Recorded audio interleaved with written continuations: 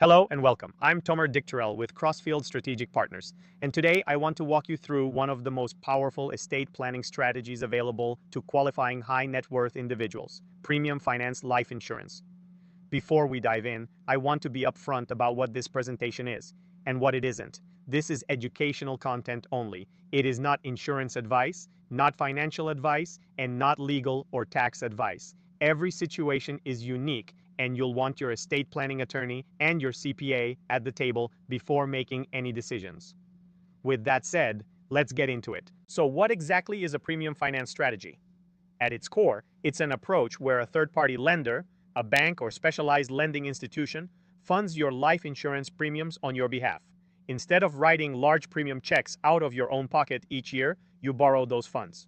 The goal is to preserve your working capital while still putting a significant life insurance policy in place. The policy's illustrated cash value is designed based on current non-guaranteed projections to service and ultimately repay that loan over time. The policy itself is assigned as collateral to the lender for the duration of the loan. That's a key structural element.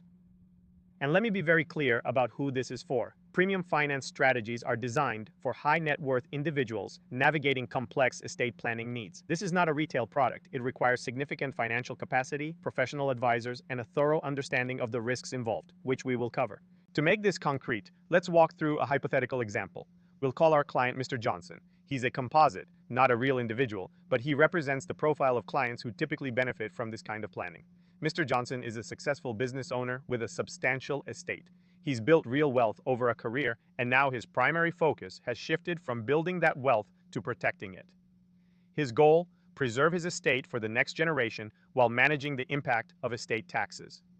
His challenge: the traditional estate planning tools he'd been using weren't fully addressing the scale of his situation. He needed a more sophisticated approach. And his key concern was liquidity.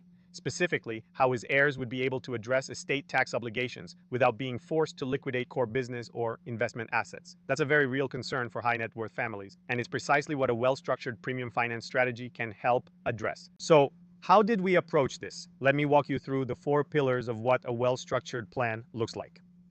First, a team approach. From day one, we worked alongside Mr. Johnson's estate planning attorney and CPA. This is not a strategy you execute in isolation. The legal and tax structure has to be built correctly, and that requires qualified professionals in each discipline. Second, the premium finance structure itself. We brought in a third-party lender to fund the policy premiums. This allowed Mr. Johnson to maintain his capital position while establishing a substantial life insurance policy. That capital preservation piece is often what makes this strategy compelling at this level. Third, the estate planning design. The policy was structured within an appropriate trust framework as directed by his estate planning attorney. The legal architecture matters enormously, and that is always the attorney's domain, not ours. And fourth, liquidity planning. The death benefit was designed to give Mr. Johnson's heirs access to funds that could help address estate tax obligations, potentially avoiding the forced sale of business interests or other illiquid assets.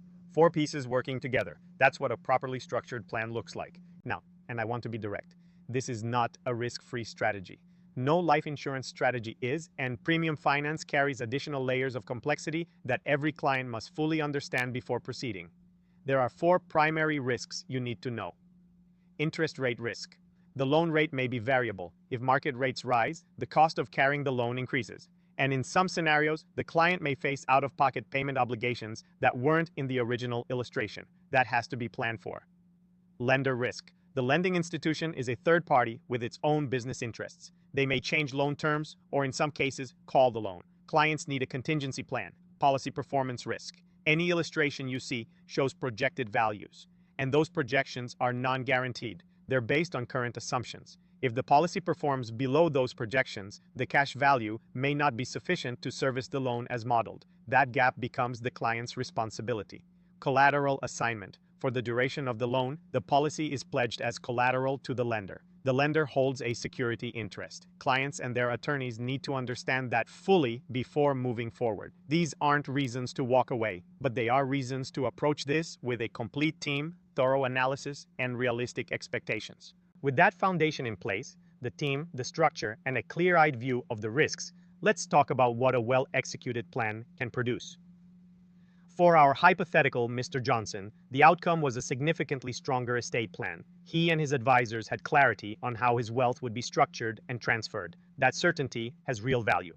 His heirs now have access to a death benefit designed to help address estate tax obligations, potentially without needing to liquidate core assets to meet those bills. Critically, the tax treatment of the death benefit and the loan structure was confirmed specifically for his situation by his estate planning attorney and CPA. We didn't assume the tax outcome. His advisors verified it. That's always the right process. And perhaps most importantly, Mr. Johnson had peace of mind, not because promises were made about outcomes, but because his plan was built on a solid professional foundation with every key decision reviewed by qualified experts. That's the real value of doing this right. So, is a premium finance strategy the right approach for you? The honest answer is, it depends. This is a sophisticated tool, and it is not appropriate for everyone. Here are the factors that typically indicate a client is worth exploring this with. You have a substantial estate with meaningful estate tax exposure. This strategy is designed for clients facing real estate planning complexity, not for wealth accumulation at modest net worth levels. You want to build a significant death benefit without deploying large amounts of capital in annual premiums. Capital preservation is often a primary driver. You have the financial capacity and liquidity reserves to manage potential loan obligations if the need arises. This is not a strategy for clients who would be financially strained by an adverse loan scenario. You are actively working with estate planning legal counsel and a CPA. Without that team, we won't proceed. Full stop. And you genuinely understand, not just on paper, that illustrated values are projections based on current assumptions. They are not guarantees. If those criteria fit, then a conversation is worth having. If what you've seen today resonates, if you're an estate planning professional, a high net worth individual, or a family thinking seriously about legacy planning, I'd welcome a conversation. Effective estate planning starts with the right conversation, not the right product. We're here to be part of your team. Visit us at Crossfield Partners or reach out directly. Thank you for watching.